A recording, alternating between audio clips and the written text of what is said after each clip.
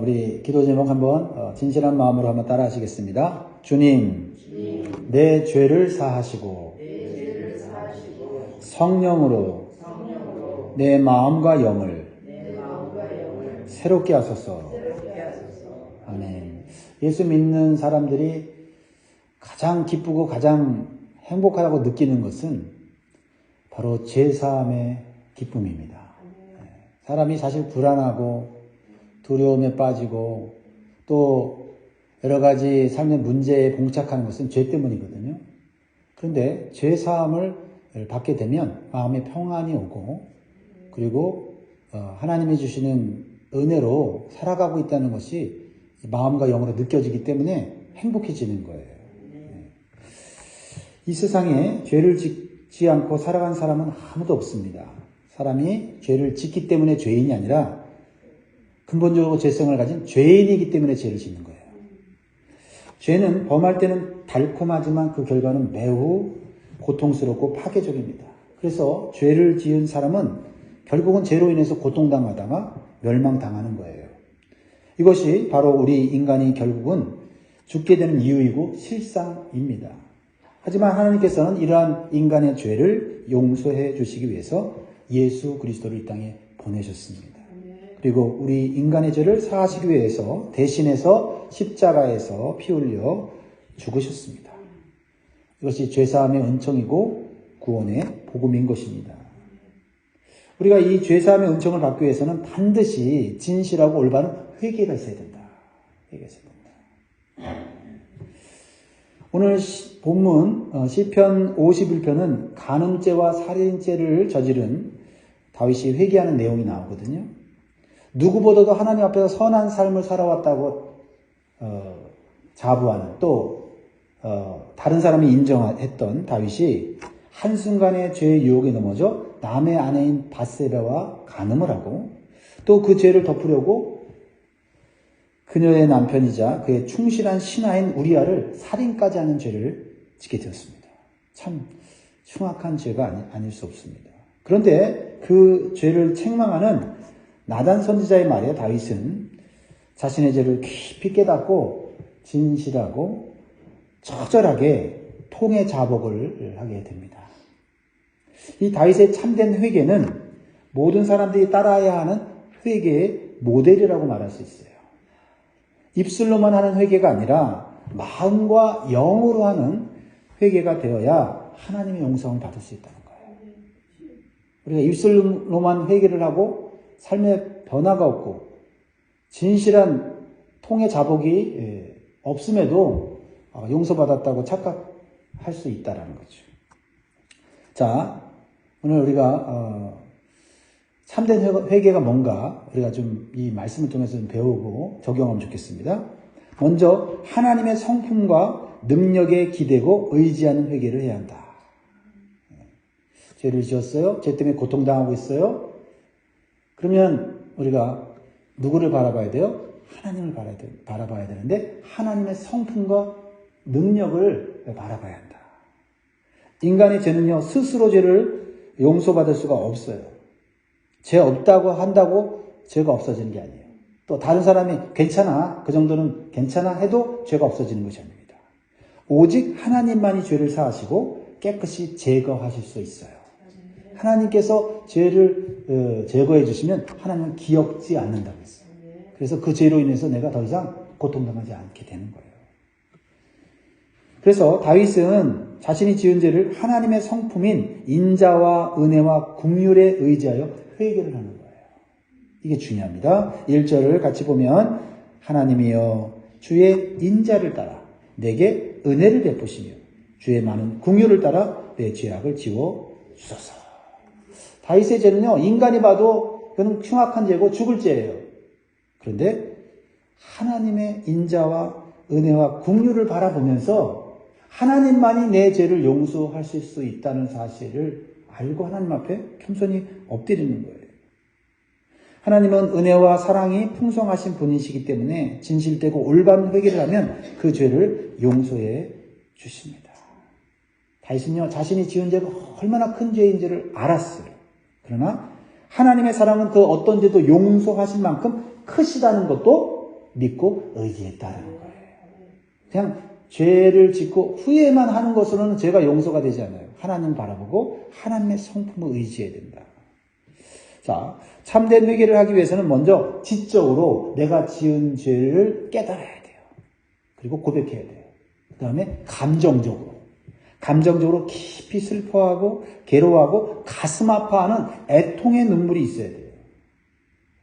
그리고 의지적으로는 그 죄를 끊어버리고 다시는 죄를 짓지 않겠다는 믿음의 결단이 있어야 돼요. 그러니까 회개는요, 지정의로 하는 거예요. 기억하십시오. 회개는 지정의라는 거예요. 죄를 알고 후회하는 것만으로 끝나지 않아요.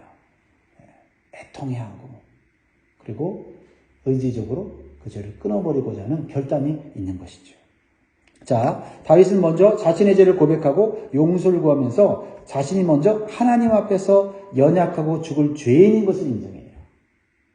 죄인인 것을 먼저 인정하는 것이 중요합니다. 나 원래 의로운 사람인데, 나 그럴 만한 사람 아닌데 내가 죄 졌어요, 실수했어요, 이렇게 하는 게 아니에요. 나 원래 그렇게 연약하고 죄를 지을 만한 죄인입니다. 2절 3절 봅니다. 나의 죄악을 맑게 씻으시며 나의 죄를 깨끗이 제하소서. 물은 나는 내 죄가를 아오니 내 죄가 항상 내 앞에 있나이다. 뭐요? 나는 죄를 지을 수 있는 그런 언제나 유혹받는 연약한 죄인이라는 거예요. 원래 의로운 사람이 아니라는 겁니다. 다윗은 자신이 죄를 지은 것은 실수가 아니라 자신이 죄인이기 때문에 하나님 앞에 범죄했다고 인정하는 거예요.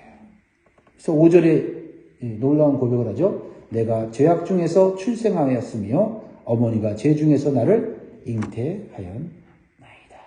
모든 사람은 죄인이에요. 죄를 지어서 죄인이 되는 게 아니라 죄인이기 때문에 죄를 짓는 거예요.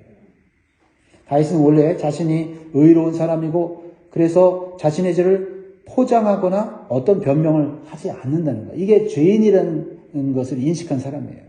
아유, 나 원래 그런 사람 아니에요. 그게 아니라 나 원래 죄인이어서 죄의 유혹을 받아서 죄를 졌습니다. 그래서 다윗은 오직 하나님께만 범죄했다고 고백하고 있어요. 이게 무슨 말일까요? 4절 보세요. 내가 주께만 범죄하여 주의 목전에 악을 행하였사오니 주께서 말씀하실 때 의로우시다 하고 주께서 심판하실 때 순전하시다 하리이다. 그러니까 다윗이 지은 죄가 사람에게 지은 죄가 아니고 하나님께만 범죄했다고 말하는 걸까요? 그런 뜻이 아니에요.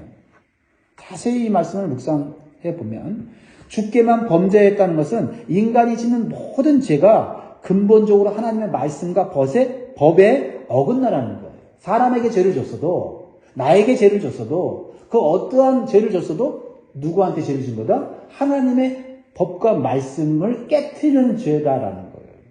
그러니까 하나님께서 정하신 길에서 벗어나는 모든 것이 죄라는 거예요.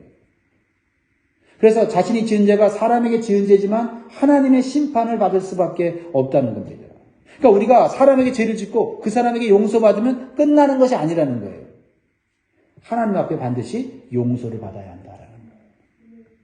그렇지 않으면 그 죄는 여전히 남아있게 되고 심판받게 되는 거예요. 그래서 모든 죄는 작은 죄라도 사람들끼리 해결하는 게 아니에요. 하나님 앞에서 해결해야 될 줄이 있습니다. 누군가에게 상처를 주고 누군가에게 고통을 주고 누군가에게 죄를 범했다면 물론 그 사람에게 용서를 구해야 돼요.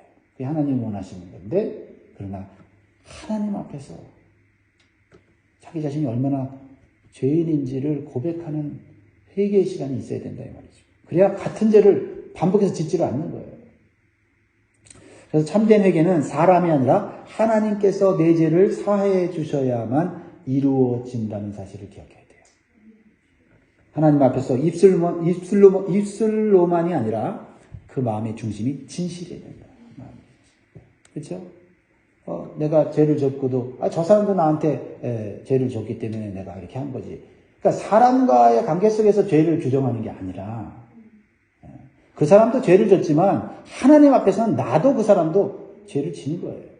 그 하나님 앞에서 내 마음의 중심이 진실해야 된다. 그렇죠?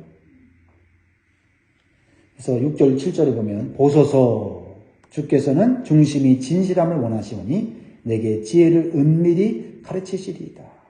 우슬초로 나를 정결하게 하소서. 내가 정하리이다. 나의 죄를 씻어주셔서 내가 눈보다 희리이다.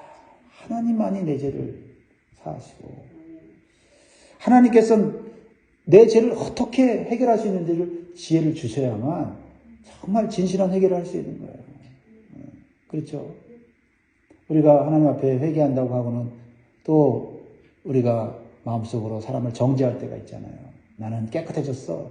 저 사람은 이런 죄를 졌고 저 사람은 저런 죄를 졌고 하면서 판단하는 내 모습을 보면 여전히 나는 죄인이구나 생각해야 한다는 것이죠. 내 죄가 깨끗해지면 정죄하는 마음이 없어져요. 불쌍한 마음, 자비를 베풀고 싶은 마음이 드는 거죠. 그게 회개해서 죄사함 받은 사람의 마음이다. 그러니까 하나님께서 죄를 용서해 주신 증거가 마음과 영으로 느껴져야 된다. 자, 보세요.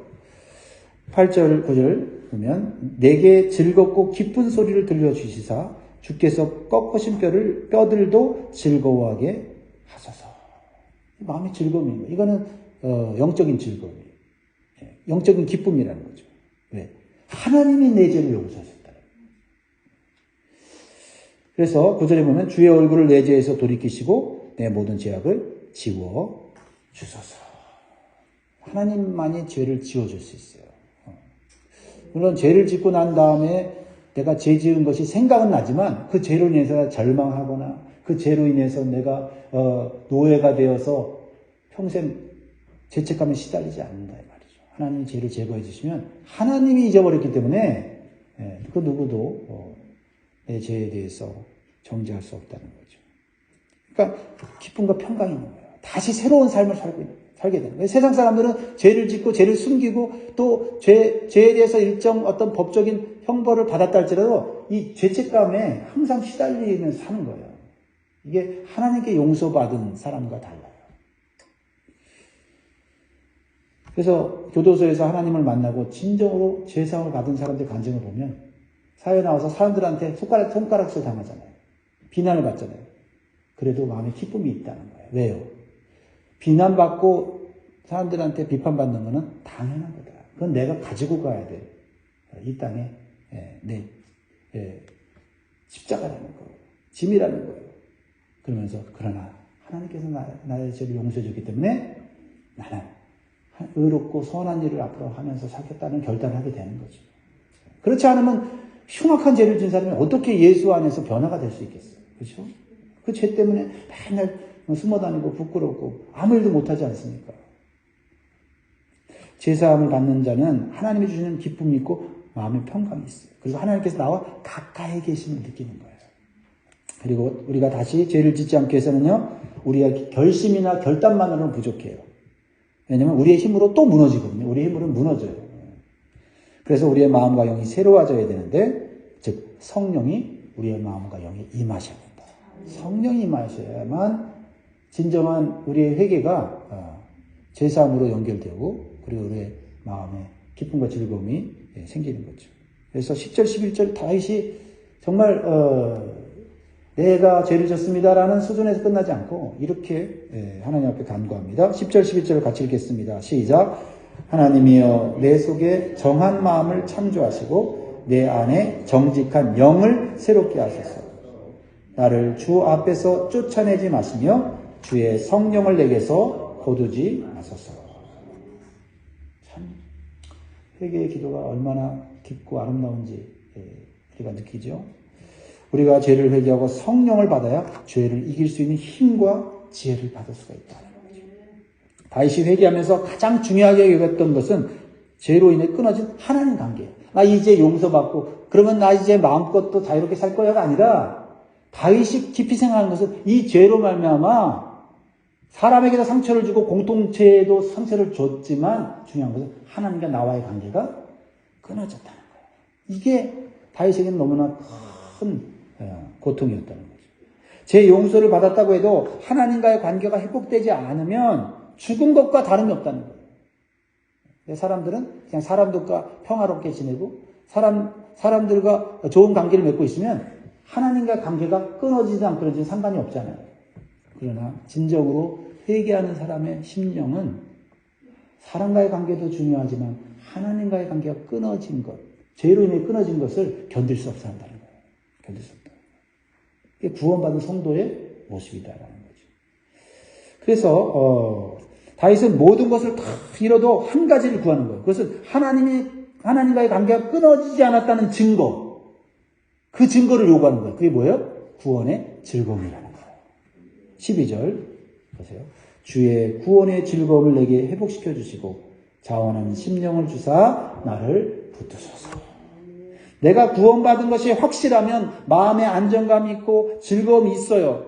그러면 자연스럽게 나오는 현상이 뭐냐면 자원하는 심령을 갖게 된다. 자원하는 심령을 갖게 된다. 그렇죠? 아, 내가 하나님과 관계가 끊어지지 않았구나. 하나님 나를 구원하셨구나 하는 이 즐거움이 내 안에서 마음과 영으로 느껴지면 자원하는 심령을 갖게 돼.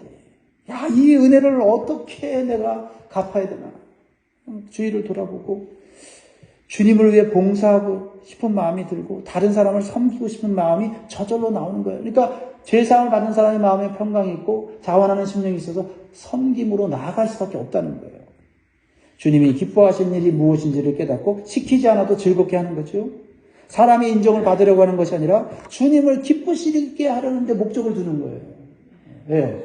내가 주님과의 관계가 끊어졌다면 얼마나 비참한 인생이 되는지를 영으로 느꼈기 때문에 죄를 짓고 하나님 관계가 끊어진 사람과의 관계 속에 상처받고 고통받는 것 이상으로 하나님과의 관계가 끊어지는 것은 지옥의 고통인 걸 아니까 다 잃어버려도 왕위를 잃어버려도 왕궁에서 쫓겨나도 하나님 한 가지만 회복시켜 주세요.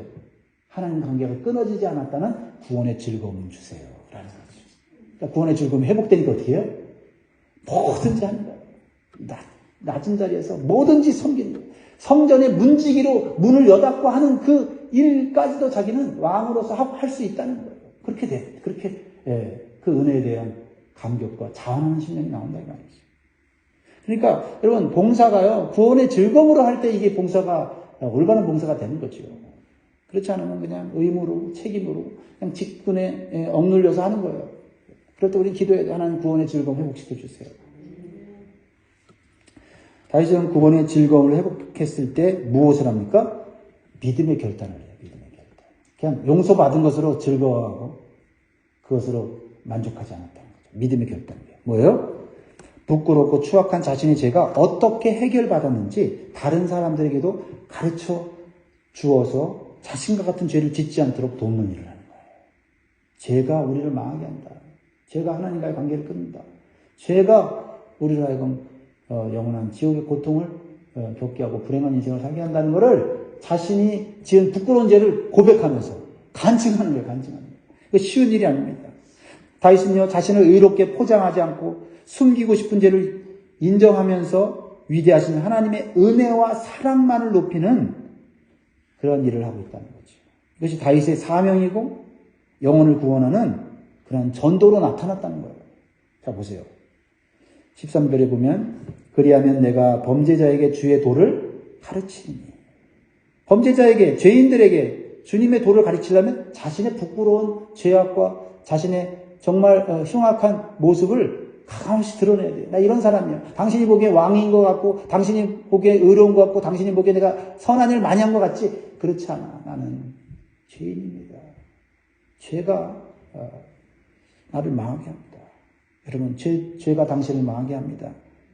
그러나 하나님은 나같이 흉악한 죄를 지은 사람이라도 하나님은 그 은혜로 자비로 인자로 용서해 주십니다. 용기 내십시오. 주님 앞에 나오십시오라고 다른 사람들을 주님 앞으로 이끄는 일을 한다는 거예요. 그런 일을 한다는 거죠. 이게 전도라는 거죠. 전도라는 거죠. 그렇죠? 네. 그래서 하나님을 찬송하고 전도하는 그 모습이 14절 15절에 나오죠. 하나님이여 나의 구원의 하나님이여 피 흘린 죄에서 나를 건지소서. 내 혀가 주의 의를 높이 노래하리이다. 주여 내 입술을 열어주소서. 내 입이 주를 찬송하여 전파하리이다. 전도하는 거예요. 전도라고 하는 거는 내가 정말 죄에서 구원받았고 그 은혜로 살아가는 것이 너무 좋아서 입술로 마음으로 전하는 게 전도잖아요. 구원받았는데 전하고 싶지 않고 구원받았는데 다른 사람이 죄 가운데 죽어가는 것을 불쌍히 여기지 않는다면 모르겠어요. 구원받았을지 모르지만 정말 하나님과의 영적인 관계가 죽어가고 있는지 모르겠어요. 다윗은요, 참된 회개와 더불어 참된 예배를 회복하겠다고 결심해요. 이렇게 나가는 거예요. 참된 회개는 참된 믿음의 결단이 있고 그 다음에 참된 예배로 나아가는 거예요. 참된 회개가 있을 때 하나님께서 기뻐 받으시는 예배를 드릴 수가 있어요. 죄가 있는 채로 용서하지 못하고 용서받지 못한 죄가 있을 때 드리는 예배는요, 형식적인 예배에 불과한 거예요. 그냥 그건 나를 위한 그냥 예배예요. 하나님을 위한 예배가 아닙니다. 다윗은 이러한 사실을 분명히 알았어요. 그래서 16절에 이렇게 얘기해요. 주께서는 제사를 기뻐하지 아니하시나니 그렇지 않으면 내가 드렸을 것이라. 주는 번제를 기뻐하지 아니하시나이다. 모르겠어요. 정확하게 제가 성경에 이 다윗의 모습을 보지 못했지만은 다윗이 밧세바를 간음하고 그의 남편이 우리아를 사지로 몰아서 죽게 했을 당시에도 이 다윗은 당당하게 왕의 일을 했고, 그렇죠? 그리고 의로운 왕인처럼 행동했고, 그리고 또 매일매일 드려지는 예배나 제사에 참여했을 것 같아요. 그런데 느끼는 게 있었겠죠. 아, 하나님 내 예배 안 받으시네. 그러면서도 사람들이 보니까 예배 잘 드리는 척, 내 예배 하나님 받는 척 열심히 드렸을 거예요. 근데 그런 예배 안 받으신다는 걸 영으로 느끼는 거예요. 이게 살아있는 사람의 모습이에요. 다윗은 죄를 짓고 의로운 척, 믿음 있는 척 예배를 드릴 수 없다는 걸 알았어요. 이게 가짜 예배고 사람에게 보이려는 인본주의적 종교 의식인 것을 지금 고백하고 있는 거예요. 그러니까 예배는요, 내가 드려서 좋으냐 안 좋으냐가 아니라 하나님이 받으시느냐 안 받으시느냐가 더 중요하다. 내가 좋았다고 예배를 잘 드려진 게 아니에요. 예배 드리면서 아, 좋다 하는 그것이 절대 기준이 아니라는 거예요. 오히려 어쩌면 내가 예배 드리면서 눈물을 펑펑 쏟으면서 난 예배 드릴 자격이 없어서 감히 고개를 못 드리는 그 예배가 참된 예배일 수 있다는 거예요. 하나님께 잘 드려진 예배는 내 자신이 번제물이 되어 산산이 깨지고 찢어지는 아픔과 고통이 있는 예배, 즉 상한 심령이 있는 예배다. 죄를 가진 자는 상한 심령을 가지고 깨어진 마음을 가지고 예배를 드려야 된다는 거예요. 17절 같이 읽습니다. 시작. 하나님께서 구하시는 제사는 상한 심령이다. 하나님이여 상하고 통회하는 마음을 주께서 멸시하지 아니하시나이다. 상하고 통회하는 마음. 그러니까 상하고 통회하는 마음으로 내 죄를, 남의 죄가 아니에요. 남의 죄가 아니라 내 죄를 바라보면서 하나님 앞에 드리는 예배예요. 그래서 하나님만 바라보기 때문에 주변 사람을 볼 여유가 없어요. 예배 시간에 가만히 앉아서 다른 사람을 보고 평가하고 저 사람은 왜 어떻게 예배 드리느냐, 저 사람은 예배 드릴 때 왜 저러고 있느냐 하면서 다른 사람을 볼 여유가 없어요.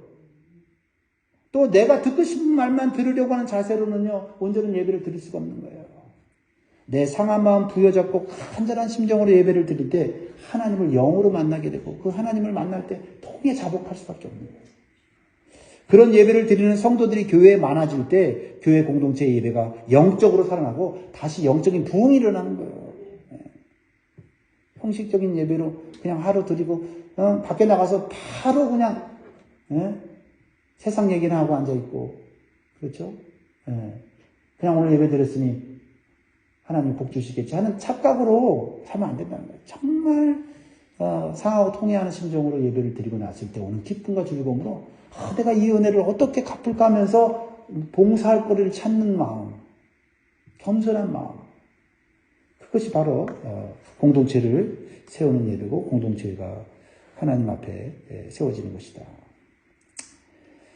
그렇습니다. 18절 보세요. 주의 은택으로 시온의 선을 행하시고 예루살렘 성을 쌓으소서. 다윗은요, 남 탓하지 않았어요. 내 죄로 내가 고통당하는 것이고 내 죄로 예루살렘 성이 무너졌다고 고백하는 거예요. 그래서 참된 회개와 참된 예배를 드리는 성도는 다윗과 같은 신앙 고백을 하게 돼요. 19절이죠. 19절. 마지막 19절 시작. 그때에 주께서 의로운 제사와 번제와 온전한 번제를 기뻐하시리니 그때에 그들이 수소를 주의 제단에 드리리이다. 그러니까 하나님의 예배 받냐 안 받느냐 거기에 신경을 쓰는 거예요. 자, 그때라고 했는데 그때는 언제입니까? 진실하고 올바른 회개와 믿음의 결단이 있을 때예요. 그때 우리가 드리는 예배로 인해 성령이 임하고 우리의 마음과 영이 새로워지는 줄 믿습니다. 오늘 기도 제목을 우리가 다시 한번 묵상합니다. 주님, 내 죄를 사하시고 성령으로 내 마음과 영을 새롭게 하소서. 이러한 예배가 이루어지도록 우리 교회를 위해서, 우리 예배를 위해서 함께 기도하면 좋겠습니다. 기도하겠습니다.